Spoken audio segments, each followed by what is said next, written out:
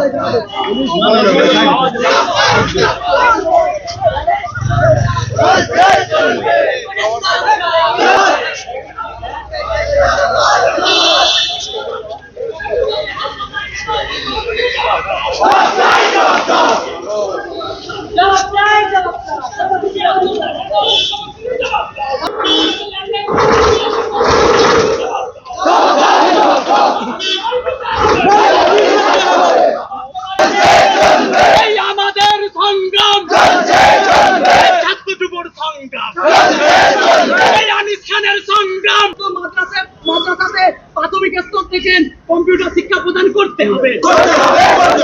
আমাদের দাবির মতো সমস্ত মাদ্রাসাতে মিড ডে মিলের ব্যবস্থা করতে হবে।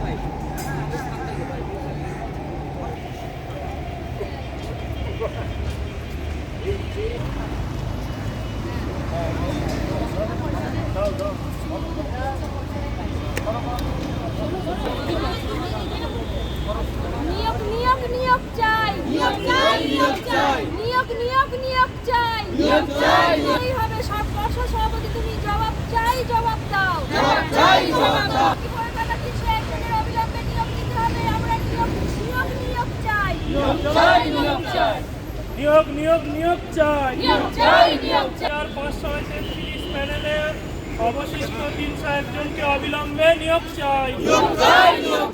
9533 প্যানেলে এখনো 301 জন নিয়োগ পেল না কেন? প্রশাসন তুমি জবাব দাও, জবাব তোমার দিতেই হবে। আমরা 2022 রিক্রুটমেন্ট প্রসেসের মধ্যে সুপ্রিম কোর্টের নির্দেশে যে 9533 প্যানেল বার হয়েছিল, সেই 9533-এর মধ্যে 9533 ক্যান্ডিডেটের মধ্যে আমরা 301 জন এখনো পড়ে থাকা ক্যান্ডিডেট, আমরা এখনো নিয়োগ পাইনি।